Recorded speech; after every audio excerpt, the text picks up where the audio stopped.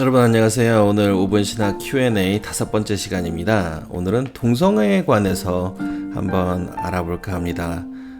과연 성경적으로 우리는 동성애를 어떻게 생각을 하고 어떻게 알고 있어야 하는 건지 한번 생각을 해보는 시간을 갖도록 하겠습니다. 네, 바로 답을 드리자면 오늘날 많은 사람들이 동성애가 최근에 활성화된 일이고 이것이 시대가 변하면서 일어나는 현상이라고들 알고 있어요. 그러니까 최근에 일어나는 일이라고들 많이들 생각을 하고 있습니다. 전에는 동성애가 평준화되지 않았었고 사회에서도 받아들여지지 않고 치부되었었던 일이라고 생각을 했다는 이야기입니다.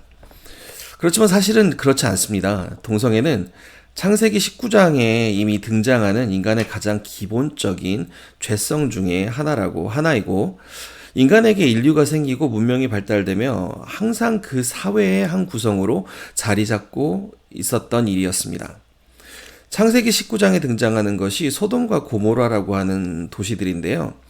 천사들이 인간의 형상으로 아브라함의 조카인 롯을 방문하러 그 도시의 모든 남자들이 온갖 엄청난 많은 남자들이 롯의 집으로 대문을 부수면서까지 그들과 성행위를 하고 싶어서 찾아옵니다. 이 이야기는 그런 행위가 이미 그 도시 안에서는 아주 평범하고 당연한 일이 되어 있었다는 뜻입니다.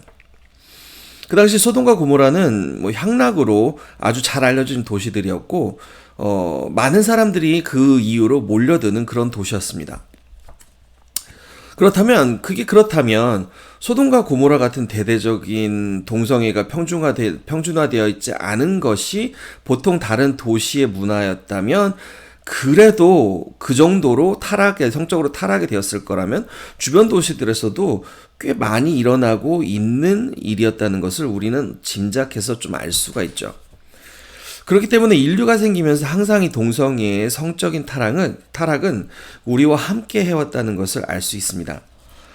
과학이 발달되며 오늘날 이 일을 생리학적으로 내지는 심리학적으로 해석하려고 그렇게 접근하려고들 많이 노력하는데요. 사실 이 성적인 죄성은 영적인 해석으로 접근해야 합니다. 성경적으로 동성애를 포함한 모든 부부 사이를 벗어난 성적 행위는 죄입니다.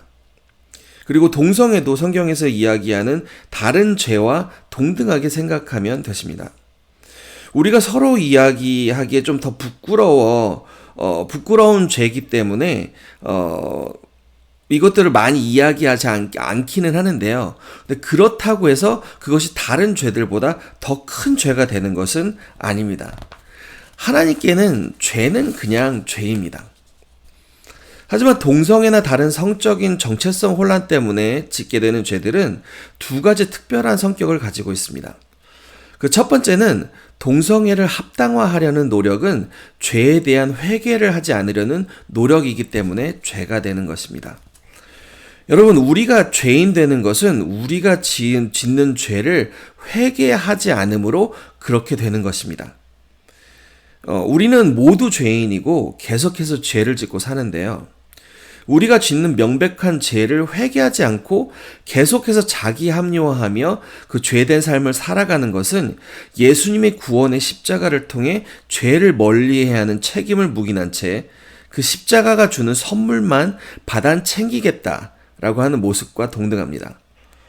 그렇기 때문에 동성애가 성경적으로 명백한 죄임을 알면서도 회개하지 않고 변화하지 않고 계속해서 그렇게 사는 것 자체가 죄가 되는 것입니다. 그리고 대속되지 않은 죄는 심판날에 벌을 받게 되는 것이고 그 형벌이 지옥의 벌인 것입니다. 두 번째 특별성은 동성애의 죄는 하나님의 창조의 섭리에 직접적으로 도전을 하는 행위입니다.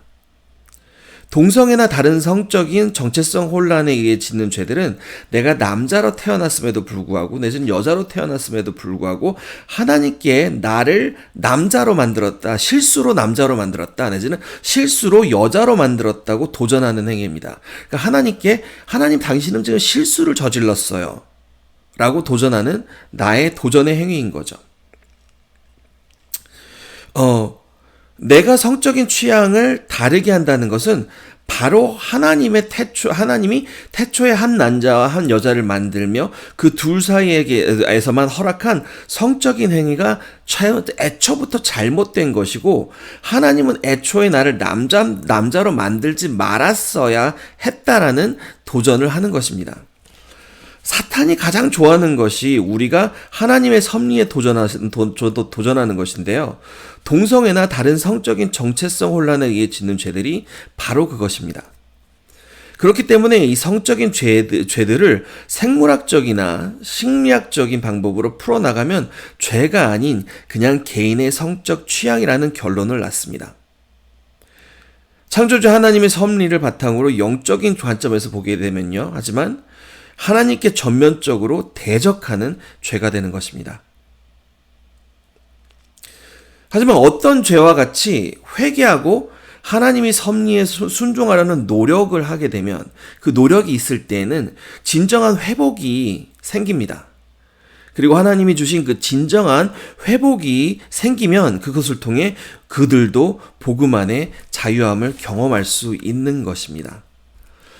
그래서 우리들이 신앙인으로 믿는 자들로 동성애를 다른 죄보다 더 큰 죄로 치부할 필요는 없지만, 그들이 계속해서 동성애 생활을 살아간다라는 것 자체가 하나님께 대적하는 죄임은 알게 해야 하는 것이고, 또 이것이 성경에서 명백하게 죄된 삶이다 라고 이야기한다는 것을 이야기해 주는 것이 중요합니다.